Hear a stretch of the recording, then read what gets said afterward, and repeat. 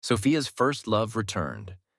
Not only did she allow him to reside in our residence, but she also handed him my nightwear. As she carefully dried his hair with a hairdryer, I suddenly realized that she wasn't aloof and distant with everyone. I was supposed to be on a business trip away from town.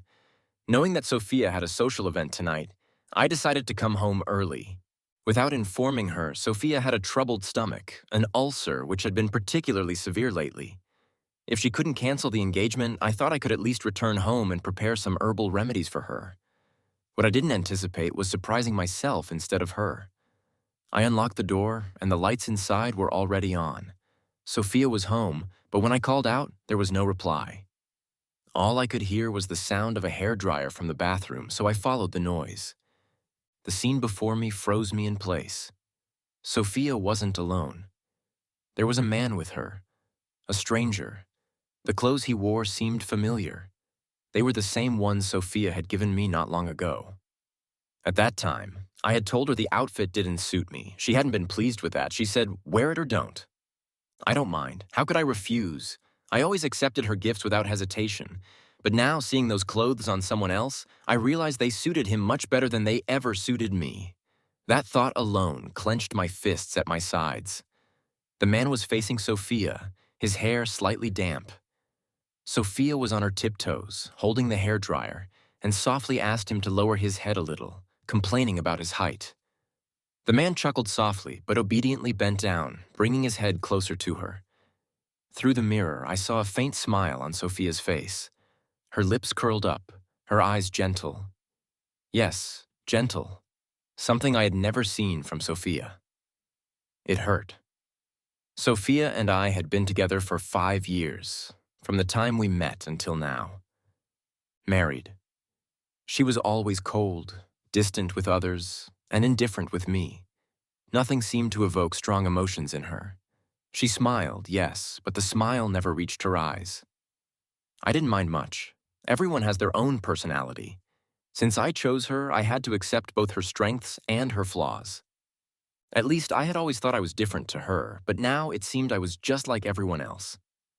Leaning against the doorframe, my mind was in turmoil, but I quickly forced myself to calm down. I knocked on the open door. "Excuse me?" The intimate atmosphere between them shattered instantly, and they finally noticed my presence. The man froze for a moment, then looked up at me, his expression shifting from confusion to understanding. He raised an eyebrow and smiled at me with a hint of provocation. Sophia, on the other hand, was startled by my sudden voice. She nearly stumbled, but was caught by the man as she let out a small yelp. I had just extended my hand to help her, but it froze in the air. Sophia frowned at me. "Why are you home early?" I withdrew my hand and crossed my arms. "What's the matter? Did I interrupt something? Have you two already slept together? Or were you just about to—" Sophia's face darkened immediately. "Daniel, what nonsense are you talking about?" I slammed my suitcase down with a loud thud. "Why don't you take a look at what you're doing alone? With a man, playing some game in the bathroom. How romantic, Daniel." Sophia was clearly furious, glaring at me with rage. The man, who had been observing the scene with cold detachment, stepped forward, shielding Sophia behind him. "Mr. Chen, you've really misunderstood. Sophia and I aren't involved in the way you think. We're just friends. The way you're talking about your wife, don't you think it's a bit inappropriate?" His tone was accusatory, as if I was the one insulting them. I laughed dryly. "If you're going to say such shameless things, shouldn't you at least let go of my wife's hand first?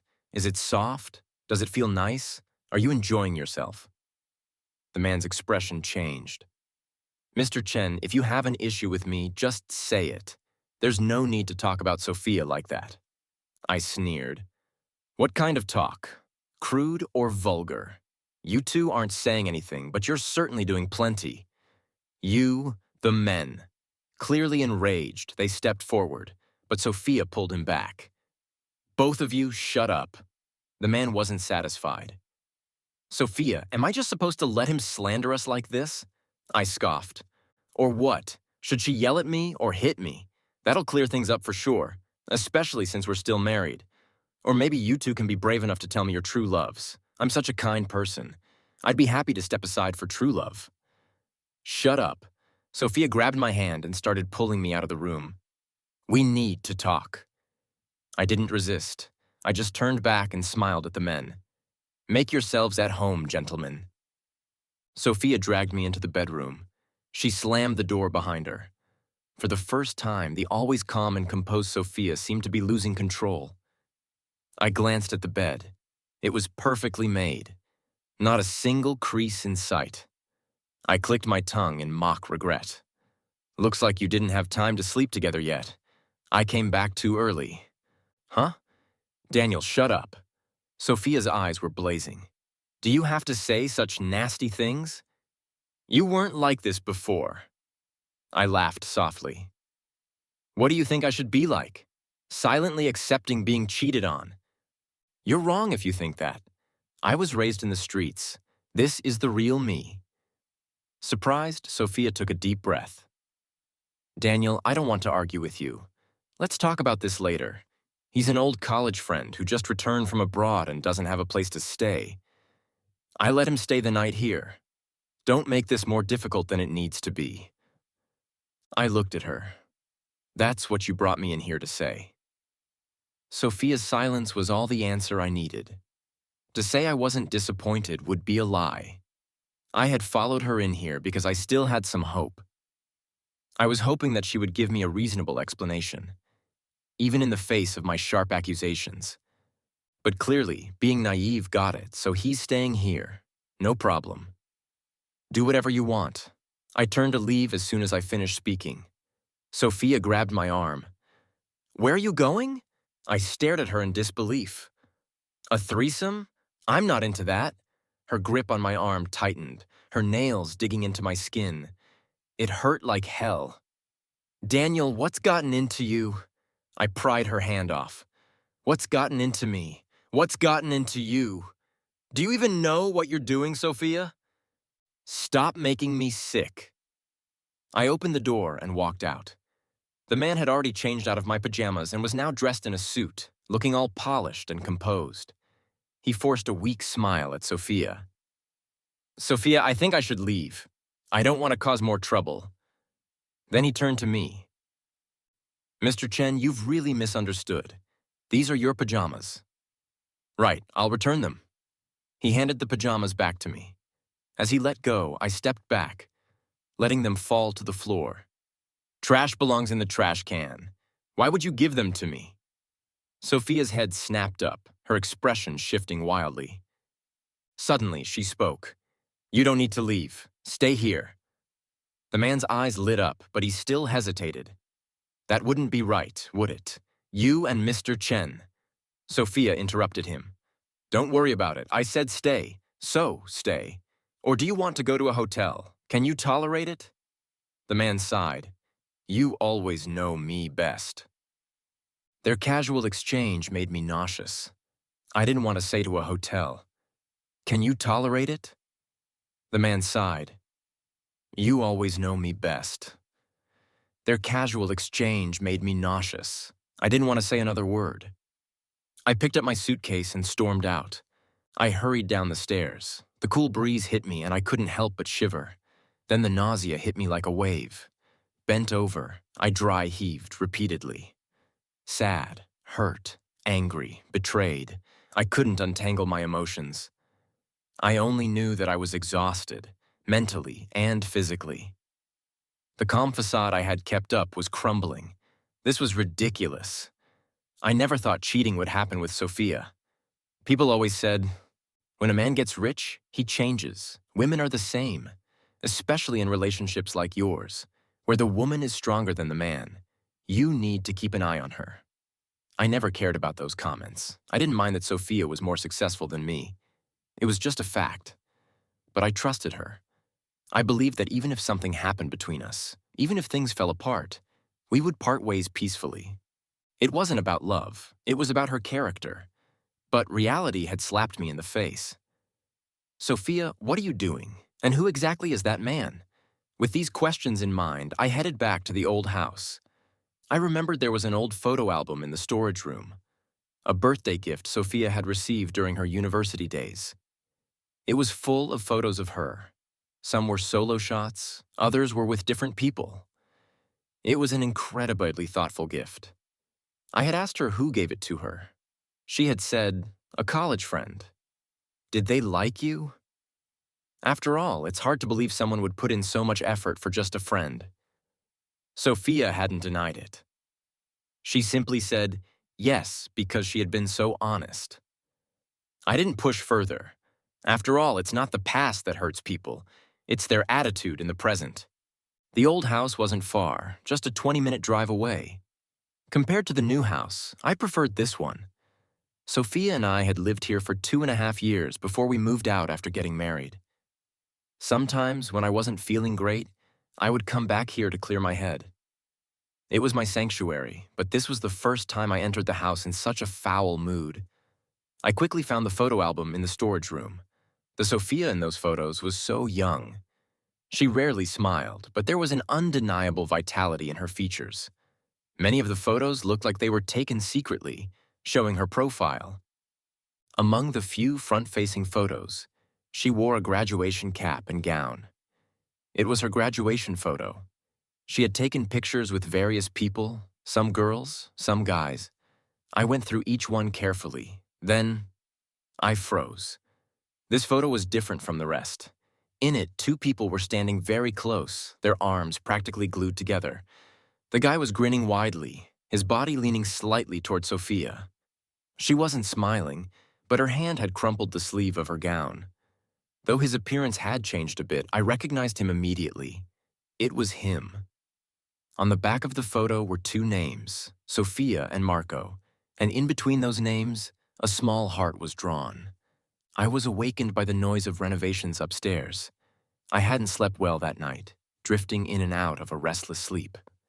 When I finally opened my eyes, my head was still foggy. It took me a while to realize I was at the old house. It was too late to do anything last night, so I had just crashed on the couch for the night. Not far from me sat a person, staring at me in a way that was impossible to ignore. It was Sophia. I wasn't surprised she was here. I remembered once, after a fight, I stormed off within an hour. She had found me at the old house. I had asked her, "How did you know I'd be here?" Sophia had said, "Where else would you go?" She knew I had nowhere else to go because I was an orphan. It was Sophia who had given me a home. Someone once asked her why she didn't sell this old house. She said, "Let's keep it.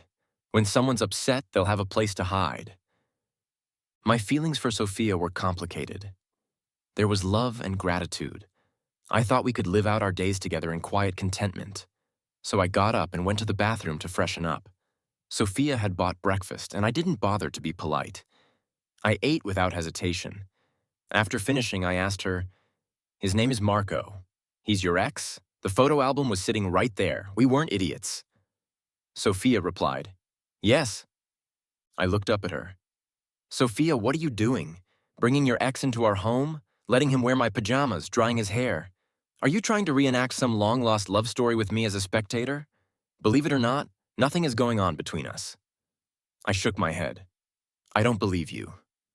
Sophia's face grew tense as she stared at me. After a long pause, she rubbed her forehead and placed 2 receipts on the table in front of me. "He slept at the house last night. I stayed at a hotel. These are the receipts. If you want, I can get security footage. Nothing happened between us. That's the truth."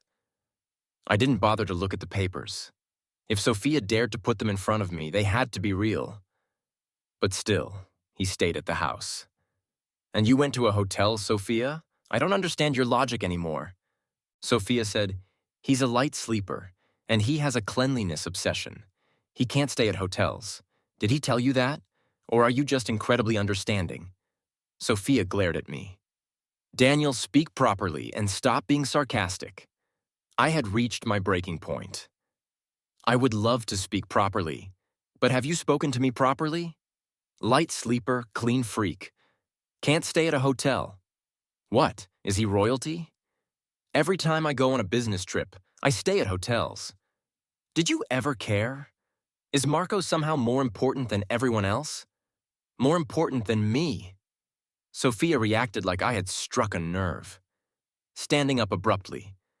I already stayed somewhere else. I've already told you nothing happened. What more do you want?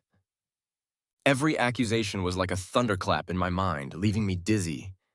Gripping the table, I steadied my voice as best as I could. Divorce. I want a divorce. Sophia's expression changed instantly. Shut up, Daniel. Take that word back. She nearly growled through gritted teeth. I locked eyes with her. Sophia closed her eyes and clenched her fists. When she reopened them, the raw emotion was gone. Divorce. That's not happening. Sophia and I fell into a cold war. I stayed at the old house. I didn't go looking for her, and she didn't come looking for me either. I had no idea what was going through her mind. I was just waiting for myself to calm down enough to handle this situation efficiently. One day, her assistant called me. Senior, did you and Miss Emily have a fight? The girl was a junior of mine and quite capable. When she had trouble finding a job, I had recommended her to Sophia. She had worked under Sophia for years and done well. She was grateful to me and had kept in touch, but this was the first time she had brought up Sophia. What's going on? I asked. After hesitating for a few seconds, she said, Miss Emily had a business dinner tonight and drank a lot. I was going to call you, but then a strange man came and picked her up. He was driving her car. I was silent for a few seconds before sending her a picture of Marco. Was it him? Yes. Her voice sounded worried. Senior, are you okay? I chuckled. I'm fine, better than fine. Looks like it's time to move the divorce process forward.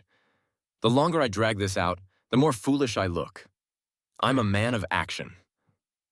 The next morning, I went to a lawyer and had a divorce agreement drafted. Sophia and I had kept our finances separate, so the agreement was just a formality. When she saw me at the office later that day, she hesitated for a second, but quickly returned to her usual indifferent expression. This is the office. If you have something to say, let's talk at home. Home, of course, but not now. I placed the divorce agreement in front of her. Sign it. We can head to the civil affairs office now while it's still early. Sophia stared at the document for a long time. Is this why you came to see me? The answer was obvious, so I didn't bother responding.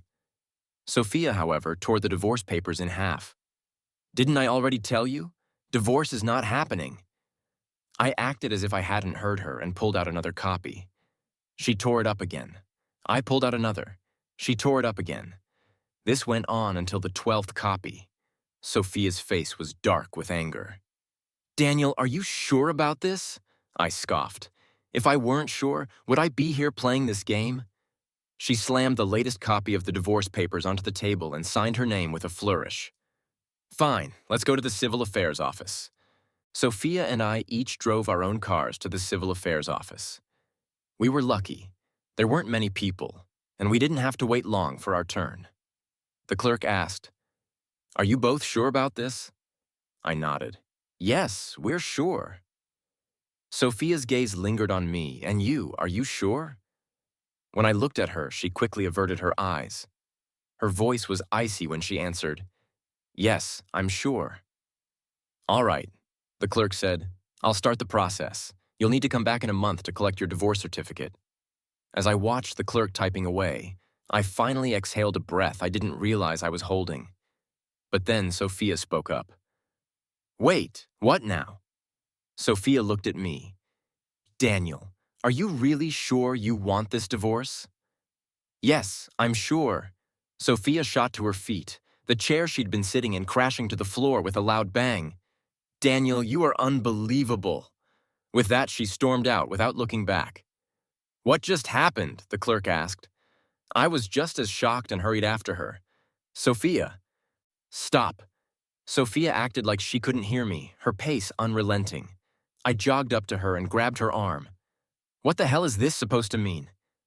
Sophia spun around, slapping me across the face. I was stunned.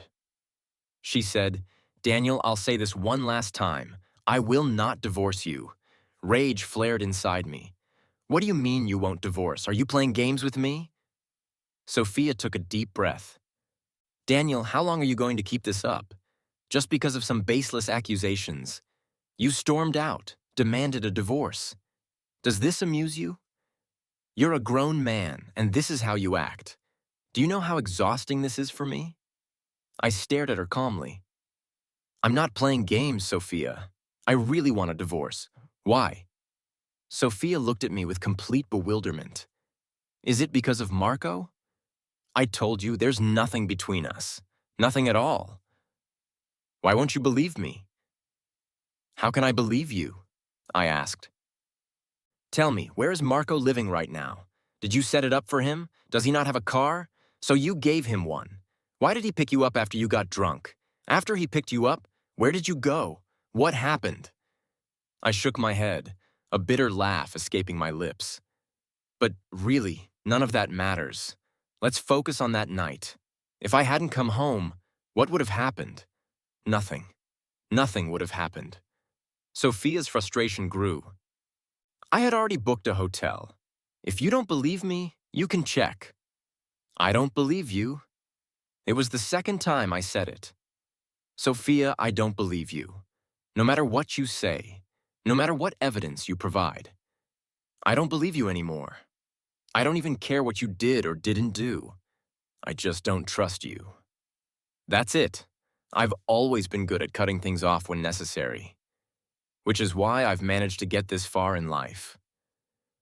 Life had been unkind to me, so I had learned to protect myself. I wouldn't let anything drag me down because no one had ever pulled me forward. I was an orphan, but before I was born, I was called an unborn child. My biological mother only found out she was pregnant after my father died in a car accident. She didn't want to keep me, and I don't blame her. It was my grandparents who begged her. Just give birth to the child. We'll raise him. They said. They gave my mother my father's inheritance and the compensation from the accident. Essentially, they bought me with that money. So she gave birth to me. After her confinement period, she took the money and left. It was my grandparents who raised me. As for my mother, I have no feelings for her. No love, no hate, no longing. Those emotions would only bring me pain. So I let go of her. Later, my grandparents passed away one after the other. At that time, I was in middle school, just a kid, completely orphaned. I felt sadness, despair, and longing, but I spent a month processing all those emotions, and then I moved on with my life. Afterward, someone offered to buy my grandparents' old house for 100,000 won. I agreed. Everyone said I was foolish, that it was a terrible deal, and they were taking advantage of the fact that I had no family. But precisely because of that, I knew I couldn't hold on to the house. If I couldn't keep it, I had to let it go. Besides, I needed money, I needed to study, I needed to live. So I sold the house and left the place where I'd grown up. And now it's Sophia. She didn't explain herself to me immediately. And now, no matter what she says, I won't believe her. I don't want to become paranoid. I refuse to let myself be consumed by this. Let's divorce before things get uglier. Impossible. The more resolute I was about the divorce, the more determined Sophia was not to divorce. I couldn't understand her anymore. When negotiations failed, I decided to file for divorce.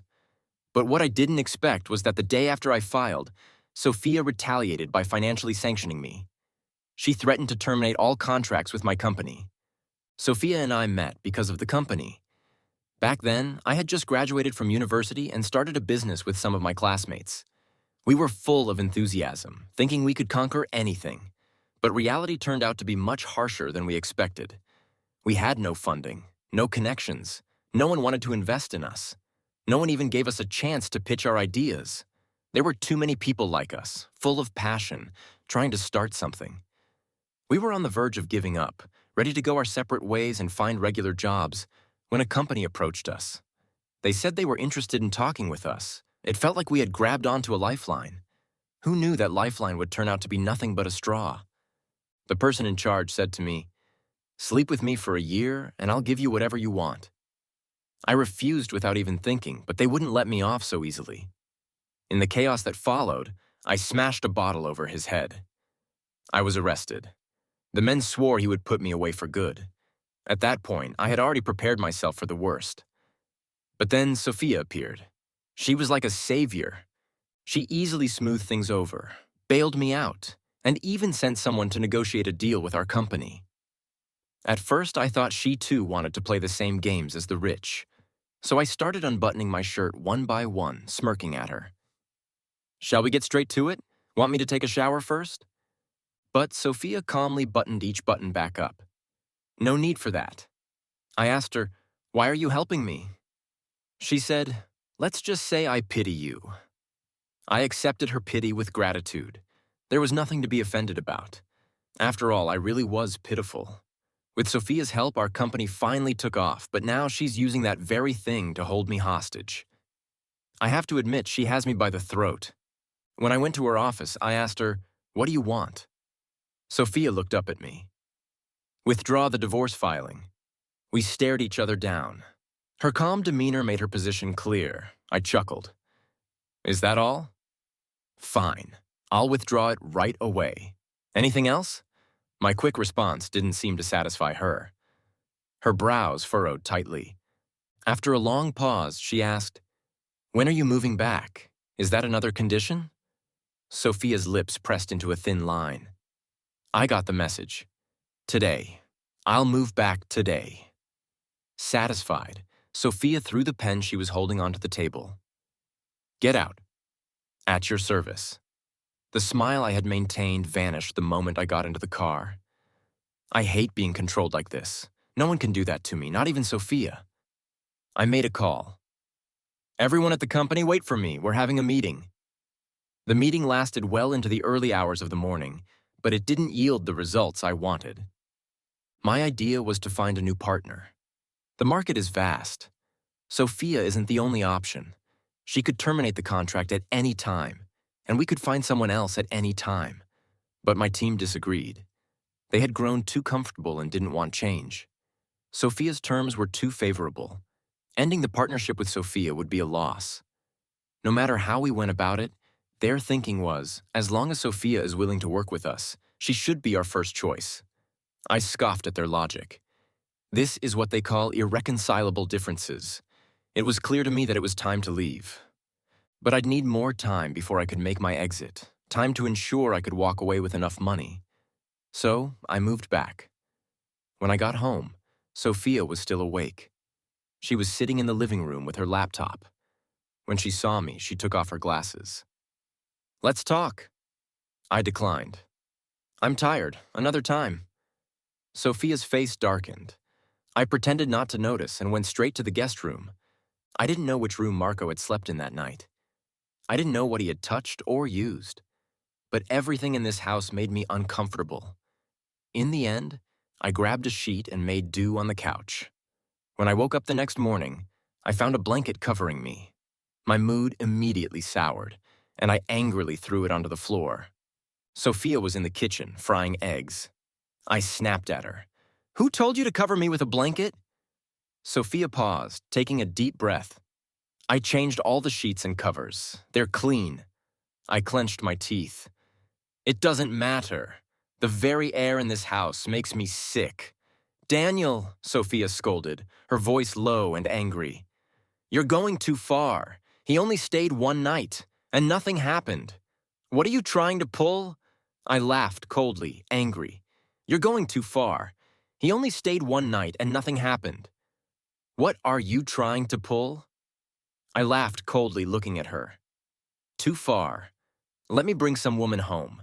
Dress her in your pajamas and blow-dry her hair. Then maybe you'll understand how it feels." "Don't you dare."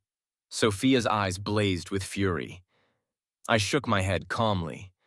"Not that I dare, but I wouldn't.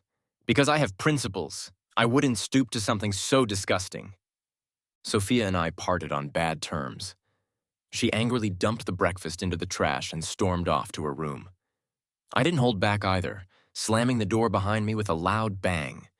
Once again, we were back in a Cold War. I kept busy, leaving early and returning late. Sophia was busy too. For several days, we didn't even cross paths. During this time, I met with a few people and discussed some business, specifically selling my shares in the company. Ideally, I'd sell them to my current partners, but their stance was too clear. They weren't on my side. To maximize my benefit, I had to look elsewhere. The only concession I made was to split the shares among several buyers. At least this way, none of them would have any decision-making power in the company. What happened after that was up to them. The negotiations went smoothly. As the money started to roll in, I officially exited the company. My former partners were furious, storming over to confront me. Their faces were red with anger, ready for a full-blown confrontation. It wasn't a pretty sight. I gave you a choice and you didn't take it honestly. This outcome isn't so bad. When Sophia and I eventually have our fallout, at least you won't get caught in the crossfire. And let's not pretend kicking me out of the company wasn't something you had considered. They avoided my gaze. You're talking nonsense. We never had any such plans. I was indifferent. That's because you're afraid of Sophia. Otherwise, once the rabbit is gone, who remembers the hunting dog? With the company situation resolved, it was time to deal with Sophia. But to my surprise, Marco came to me before I could get to her. He said he wanted to talk. I agreed. As soon as we sat down, he started demanding, "Why haven't you divorced her yet, Daniel? Do you have no pride? A grown man being supported by a woman? How long are you going to cling to Sophia?" His words made me laugh. And who are you to say such things? Her lover, the side guy, or her pet? Has Sophia even acknowledged you? She's been telling me all along that there's nothing between the two of you. Do you get it? You're not even qualified to be a side piece. I looked him up and down. And it's not me who's refusing the divorce. It's Sophia. Is that the best you can do? Marco's face flushed with anger. You're lying. Sophia wants to divorce you. She doesn't even like you. If it weren't for... He suddenly stopped. I stared at him, puzzled. If it weren't for what? What were you about to say? A twisted smile spread across Marco's face. Aren't you curious? You and Sophia come from completely different worlds. Why did she suddenly appear in your life? Why did she help you out of nowhere? You don't think that was all just a coincidence, do you? You're too naive, Daniel. I asked him. What are you trying to say? Marco raised an eyebrow. Want to know? Beg me for the answer. I looked at him calmly, then scoffed.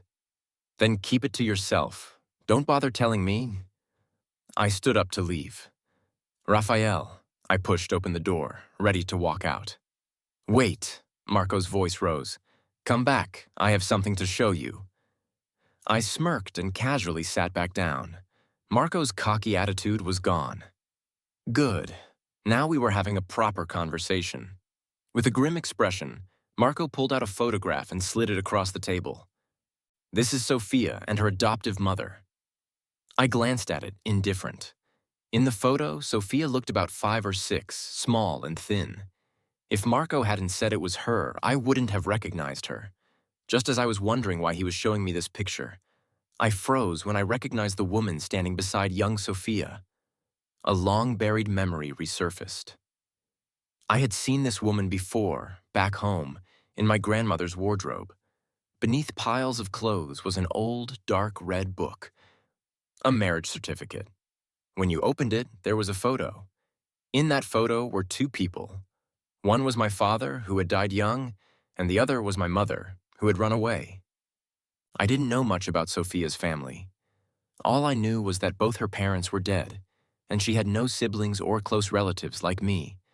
She was an orphan. The only difference was that she had money while I had nothing.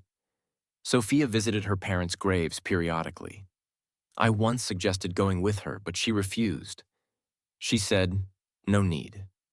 That no need also killed my plan of taking her to visit my grandparents' graves. Sometimes I wondered if our relationship was normal. I had no answer. I had no experience with relationships, and there were no elders to guide me. In the end, I just told myself, this is good enough. I carried that attitude into 5 years of marriage with Sophia.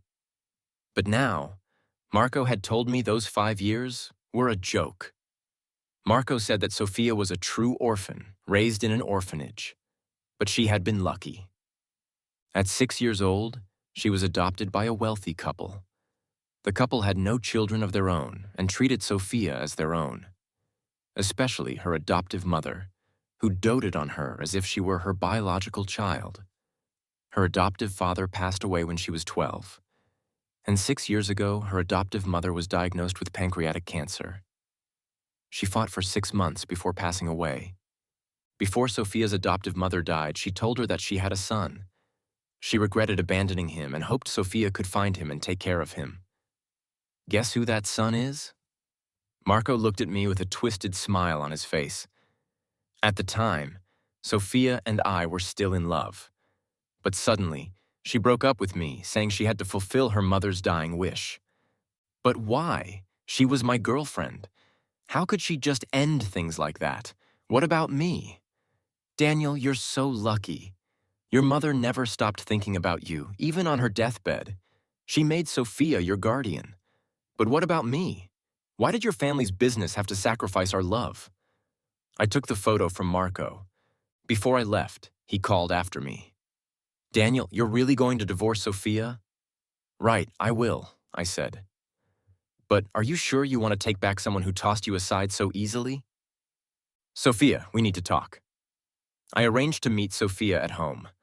She arrived half an hour late, looking exhausted as she slumped onto the sofa. What do you want to talk about? Where to even start? Forget it, let's get straight to the point. I placed the photo in front of her. So, your adoptive mother was my biological mother. The hand she was using to rub her temples froze. Who gave you this? I shook my head. That doesn't matter. Let's talk about something that does. Marco. Sophia sighed as she collapsed deeper into the couch. I should have known. He's the only one who's seen that photo. So, is there anything you want to say? Silence. A long, oppressive silence. Just as I thought Sophia would never break it, she finally spoke. From her, I heard the full story. My adoptive mother was a remarkable woman. She built her own cosmetics brand from scratch. Later, she met my adoptive father, and they built a life together. He couldn't have children, so my mother suggested they adopt. That's how I came into their lives. The greatest fortune of my life was being their child. But that happiness didn't last. My father passed away, and then my mother got cancer. She glanced at me. It wasn't until then that I didn't last. My father passed away, and then my mother got cancer. She glanced at me. It wasn't until then that I learned about you, Daniel. You have to understand. She never forgot you. She always carried the weight of abandoning you. The reason she treated me so well was to make up for what she couldn't give you. She transferred all the love and guilt she had for you onto me. She loved you, Daniel. Her dying wish was for you to be well, for you to forgive her. I'm sorry for keeping this from you for so long. As Sophia spoke, I waited for a wave of emotions to hit me. Anger, grief, something to rise to the surface. But nothing came. Just calm. A strange and unprecedented calm. Condolences, I said simply. Sophia looked at me in shock. That's all you have to say? I thought about it for a moment. Well, since we share a mother, let's end things amicably. Let's finalize the divorce quickly. Daniel, Sophia called my name, but nothing else came out. After a long pause, she said, Are you still holding a grudge against her? She's gone, Daniel. Can't you just forgive her out of respect for the dead? I exhaled slowly. A grudge? Hardly. If anything, I just find it distasteful. Daniel, shut up, Sophia snapped. I chuckled. Fine. What do you want to hear? That I've forgiven her, that I love her, that she was the best mother in the world, and I'll cherish her memory forever. Will that satisfy you if you need me to? I can even go to her grave and say it aloud. Now, can we get back to talking about the divorce? Daniel, I know my own name. No need to keep repeating it. Sophia, trying to contain her frustrations, said, I understand you need time to process all of this. We don't have to rush.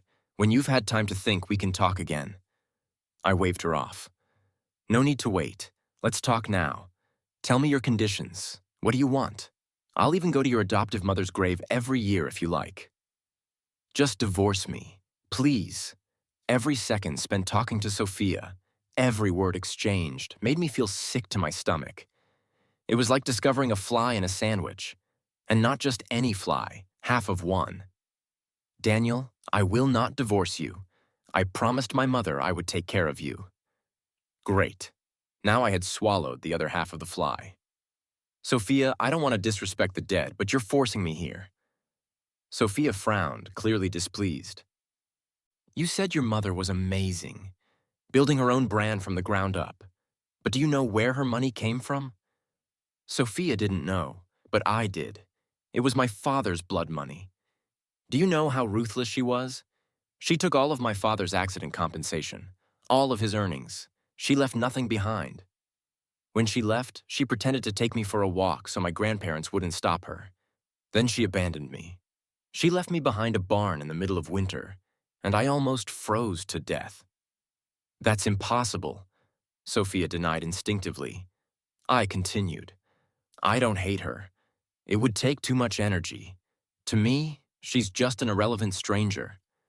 But you keep insisting that she loved me, that she cared for me, that she was sorry for me. Where was she when I was digging in the dirt with my grandparents, trying to scrape together enough to survive? Where was she when, after my grandparents died, people threatened to sell me if I didn't sell the house? Where was she when I was being bullied, nearly driven to take a knife and end it all with someone in my second year of college?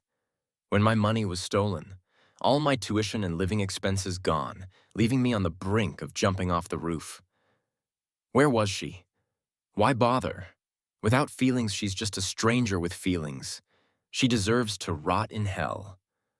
My words drained the color from Sophia's face. I didn't know we didn't know. My mother wanted to make it right, Daniel. She just didn't know how to face you.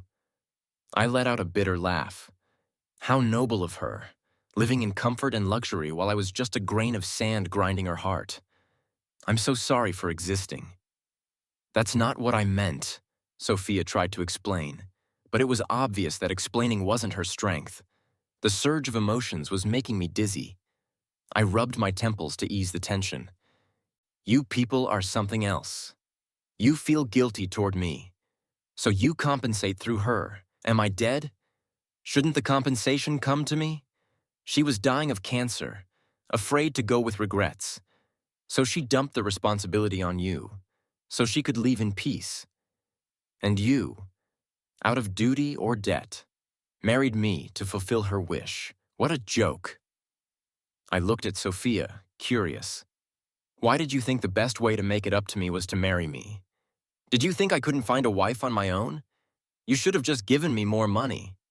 Seriously, Sophia, let's get divorced. I'm her biological son. There's a record of my birth and a birth certificate. It would be easy to prove I'm her son. If you don't agree to the divorce, I'll take you to court and fight for my inheritance. That day, I rambled on and on. Aside from a few words at the beginning, Sophia remained quiet, listening intently. We both knew that there was no chance for us anymore. Divorce was inevitable. I waited 3 days, and Sophia finally agreed. This time, she drafted the divorce agreement. She gave me more than half of her assets, company shares, and other things. I didn't bother to look closely. I didn't care about those things. My therapist once told me that my biggest problem is my lack of desire. I have no desire for anything, not even money. It's easy to understand, given that no one stands behind me or ahead of me. He asked me, "What do you want most? You need to find something you really want. Otherwise, you will lose even your desire to live." I thought about it for a long time and finally told him, I want someone to love me. I worked hard, lived hard, and tried to make myself a better person so that someone would love me. But Sophia destroyed all of that. She ruined 5 years of my life. I hated her, but I couldn't despise her. I couldn't let her leave such a deep mark on me. I had to remind myself that at least once, she had helped me. Regardless of her motives, she had saved me from a difficult situation. At least once, she had helped me. Regardless of her motives, she had saved me from a difficult situation. What I needed to do was let go of her, detach, and move on. That's what my therapist told me. You need to decisively leave behind the things that drag you down and move forward without hesitation. The people who love you are ahead. Sophia and I registered our divorce at the Civil Affairs Office. And a month later, We received our divorce certificates. I decided to leave the city. Marco left too. He said, "What a waste. All these years, I couldn't let go of her, and in the end, she wasn't worth it." Tell me, Daniel, did I spend all these years feeding a dog?